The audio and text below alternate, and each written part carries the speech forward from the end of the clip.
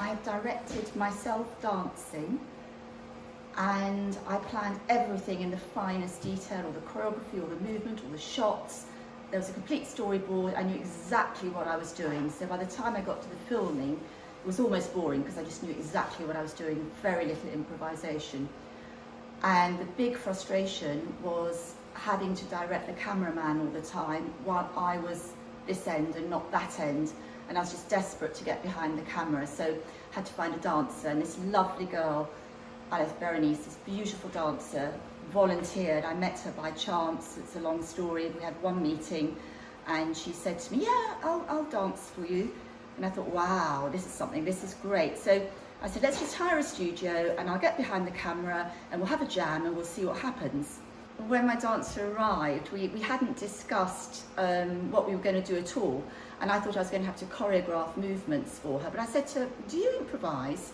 And she said, yes, no problem. So I thought, oh, fantastic, I'm off the hook there. I can just give her an idea what I want and she'll do it. And oh, blow me down, wasn't she fabulous? So I said, give me a bit of this, give me a bit of that. Let's try this angle, let's try that angle. And it just sort of built gradually. And then I said, let's go outside, let's go into the courtyard. And I saw this spiral staircase. Oh, we've got to use that. So that became the beginning. And then I thought, yes, I'll go up and she can come down. And I just followed her the whole way through, gave her direction, stopped, started, blah, blah.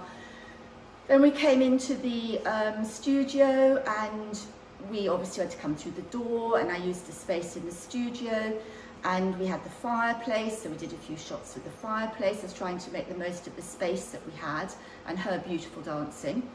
And eventually I said to her, look, you know, we've got a beginning in the courtyard, we've got a middle, how are we going to finish this film? And she said to me, well, I'd like to disappear into the fireplace, but I don't think you can do that. Oh, yes, I can, I said. So she disappeared into the fireplace at the end. So there wasn't an inspiration behind it, the inspiration happened while we were making it. And my composer, who made the music afterwards, did an absolutely fabulous job, Alberte. She helped me find a title. We came up with Seeking Tranquility because of we had a feeling of exploring the space and looking for something, searching for something. And the dancing was very emotive, and that seemed to fit. But if I made a film with a title Seeking Serenity, I would not have set it in a dance studio, and I would have done something completely different, but hopefully it works anyway. So I got home and I had all this fabulous footage, and I started looking at it and I thought, well, I'll see if I can edit it into something, because I've created a form, I've got an arc, I've got a beginning, a middle and an end. I'll see what I can do with it. And that was the biggest challenge, because I hadn't planned a story, I hadn't planned anything.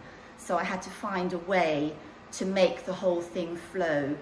And I was pretty chuffed, even if I do say so myself, with how we managed to get it to flow together. The last part with the fireplace was the hardest, because I didn't have very much footage, I had very little footage there. So that was the hardest to edit, but I think we got there in the end.